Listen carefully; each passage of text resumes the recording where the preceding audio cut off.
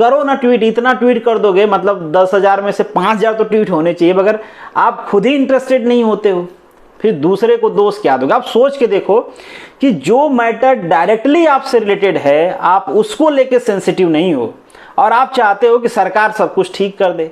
मगर जैसे ही इसमें पॉलिटिकल झंडा और बैनर लगेगा, बिलीव मी, जो चीज़ें होने वाली होंगी वो भी नहीं होंगी। तो सरकार को ये चीज़ें याद रहती हैं कि अब उनके दरबार में जाना है तो उनकी बातें माननी पड़ेगी।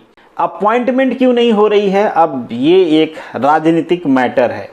जीपीएससी जैसे जो पोस्ट होती हैं उसमें बेसिकली सरकार ढूंढती रहती है कौन है आदमी जो काम का भी हो और पहचान का भी हो। योग्य लोगों का राजनीति में हिस्सा नहीं लेने का सबसे बड़ा दंड यही होता है कि अयोग्य आपके ऊपर हुकूमत करता है।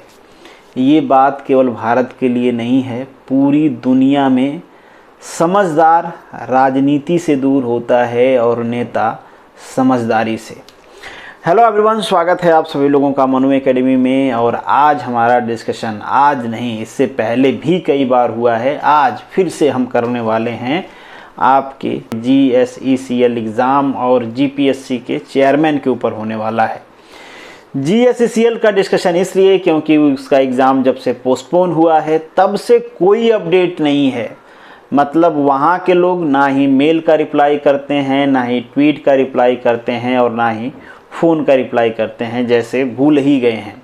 थोड़ा बहुत अपडेट ये है कि जो जनरल HR हैं, जब उनसे बात हुई तो वो ये कहते हैं कि अब ही कोई ऐसा डिसीजन नहीं हुआ है एग्ज़ाम को लेके। मतलब सिंपल बात करें तो ये है कि आपके एग्ज़ाम को लेके कोई मीटिंग नहीं हुई है GSECL में। मीटिंग इसलिए होती है कि जो GSECL के MD हैं, जो कंपनी सेक्रेटरी हैं, जो जनरल HR हैं और जो एग्ज़ामिनेशन कराने वाली बोर्ड मेंबर्स हैं या बॉडी हैं, उन सब लोगों का मीटिंग होता है जब एग्ज़ाम होने वाला होता है। मीटिंग होती है तो ये बातें सबको पता चलती हैं कि हाँ मीटिंग हो रही है, एग्ज़ाम जल्दी डिसाइड किया, मतलब एग्ज़ाम की डेट डिसाइड हो गई होती है, आपके नोटिफिकेशन भी आ जाते हैं। बट जब मीटिंग ही नहीं होती है तो किसी भी इंडिविजुअल से आप पूछोगे कि एग्ज़ाम कब होने वाला है तो वो नहीं बता पाएंगे। जनरल HR जो हैं उनका कहना ये होता है कि एग्ज़ाम होगा तो आप मतलब ऐसा ना सोचो कि एग्ज़ाम कैंसिल हो जाएगा या वैकेंसी विड्रॉल कर ली जाएगी। ऐसा GSECL वालों का कहना है कि एग्ज़ाम होगा, पर कब होगा इसकी अपडेट अभी उनके पास भी नहीं है। आप लोग मुझसे पूछते रहते हो इस उम्मीद से कि क्या मालूम मेरे पास कोई इन्फॉर्मेशन है, बट बिलीव मी, जिस दिन मेरे पास रत्ती भर भी इन्फॉर्मेशन आएगी आपके एग्ज़ाम को लेके, मैं सबसे पहले आपको इन्फॉर्म करने वाला हूँगा। तो ये तो रही आपके GSECL की बात। अब बात करते हैं GPSC के चेयरमैन की। आपकी जो रिक्रूटमेंट है थोड़ा सा पॉज चल रही है। अब पता नहीं कि वो जो आपके GPSC के चेयरमैन हैं दासा सर, उनके रिटायरमेंट की वजह से हुई है, नए चेयरमैन नहीं आ पा रहे हैं उसके वजह से है, या फिर कोई और रीज़न है। पर ये एक चीज़ तो दिख रही है कि जब से जिस दिन से चेयरमैन रिटायर हुए हैं उसी दिन से वैकेंसीज़ की जो अपडेट्स हैं या GPSC के जो काम करने की स्पीड है या जो उनके रिजल्ट डिस्प्ले करने का रेट है वो सब कुछ रुका हुआ है। अपॉइंटमेंट क्यों नहीं हो रही है? अब ये एक राजनीतिक मैटर है। GPSC जैसे जो पोस्ट होती हैं उसमें बेसिकली सरकार ढूंढती रहती है कौन है आदमी जो काम का भी हो और पहचान का भी हो। कभी काम का मिलता है तो पहचान का नहीं होता है, कभी पहचान का मिलता है तो काम का नहीं होता है। तो अब उस वजह से डिले हो रहा है कि मतलब कोई मिल नहीं पा रहा है या सरकार ढूंढ नहीं रही है, ये बात भी डिफाइन नहीं हो पा रही। हमने इससे पहले भी हम लोगों ने ट्वीट किया था, हो सकता है और लोगों ने भी ट्वीट किया हो, कंटिन्यूसली लोग ट्वीट कर रहे हैं।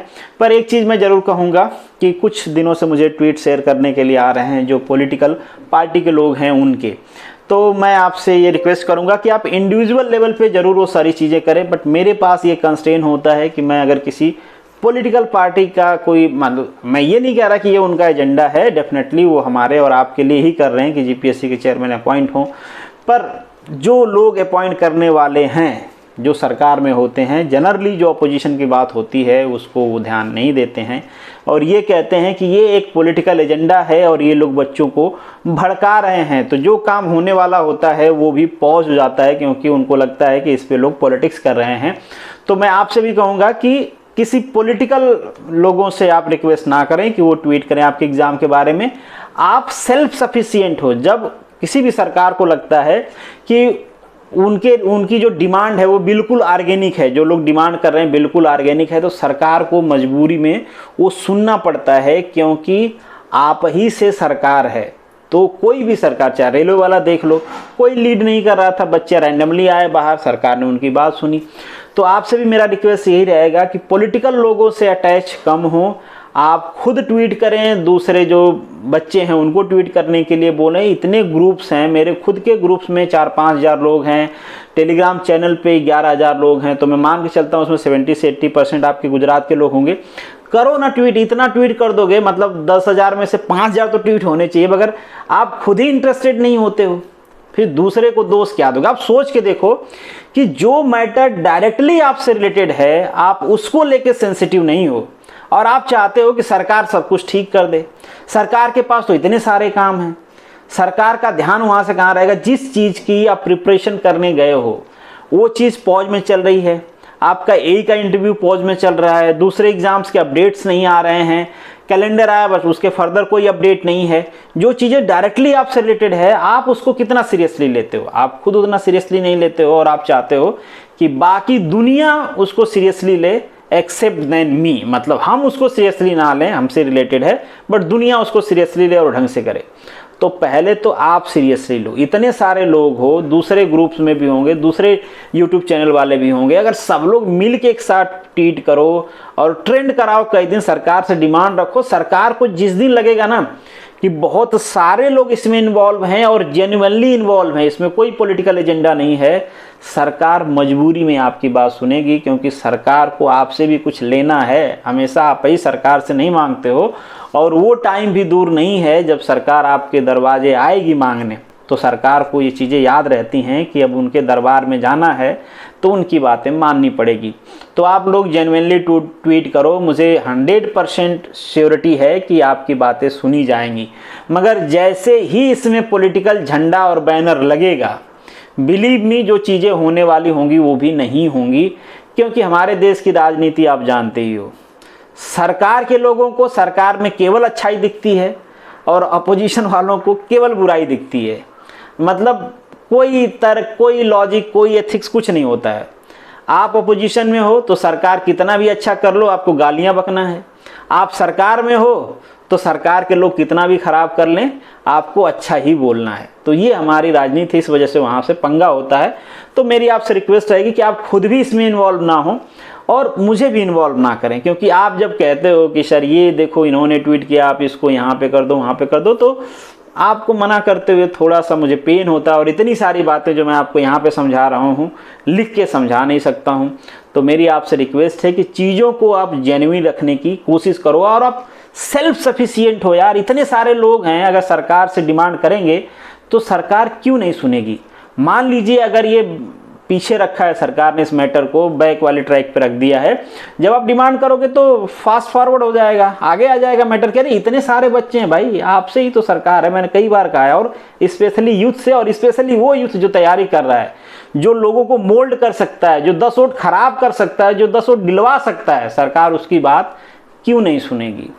आज के टाइम में जो हमारे जैसे आप जैसे लोग हैं, इनके कहने पे पूरा घर का उठ जाता है। पहले वाला टाइम नहीं है कि दादाजी जिसको कहेंगे, पिताजी जिसको कहेंगे वोट उसको जाएगा। आज की यंग पीढ़ी जिसको कहेगी वोट उसको जाएगा, और ये बात हमारे नेताओं को भी भली भांति पता है। तो जब आप डिमांड करते हो तो आपकी बात नेता लोग सुनते हैं और सुनेंगे, उनकी मजबूरी है। तो आप डिमांड करो, सब लोग सुनेंगे। हम यूनाइट होके ट्वीट करते हैं, मगर मैं देखता हूँ कि यार ट्वीट तो हम लोग करते हैं, मगर इतने कम ट्वीट, 400-500 ट्वीट से क्या होगा भाई? मतलब ट्रेंड होना चाहिए हजारों में। यूपी जेई वाले देखो यार, लाखों ट्वीट कर दिए उन्होंने। मतलब यूपी जेई की वैकेंसी थी, मैं देखा ट्रेंड कर रहे थे वो 3रे नंबर पे, और यहीं पे गुजरात की बात होती है, कहीं पे नहीं। मतलब कुछ तो करोगे तब तो लोग सुनेंगे। तो होप्स हो कि अब वो लोग भी जग गए होंगे जो थोड़ा सा शिथिल हो गए थे। तो एक साथ ट्वीट करते हैं, सबको इन्वॉल्व करते हैं, जितने भी जीपीएससी वाले हैं। और हम कोई थोड़ो नहीं 4 तारे मांग रहे हैं यार, हम तो मांग रहे हैं एक चेयरमैन, भाई वो दे दो। तो आपका काम है देना, कुछ दिन में अपॉइंट करोगे, टाइमली कर दो, सारे काम टाइमली होंगे, दैट्स इट। इसमें कौन सी बड़ी बात है? सरकार भी कर देगी, उसको भी लगेगा, थोड़ा नहीं कोई बड़ी बात, उनको करना ही है। और जैसे कि मैंने कहा कि योग्य मिल रहा होगा तो पहचान का नहीं मिल रहा होगा, पहचान मिल रहा होगा तो योग्य नहीं मिल रहा होगा, वही वाला पंगा है। इसी वजह से थोड़ा सा डिले हो रहा है, क्योंकि यहाँ पे तो चलती है राजनीति, आप समझ ही गए हो। तो चलिए करते हैं डिस्कशन करके, टेलीग्राम चैनल में एक बार फिर से ट्वीट करते हैं, सरकार को फिर याद दिलाते हैं, और तब तक याद दिलाते हैं जब तक अपॉइंटमेंट नहीं हो जाती है। जय हिंद।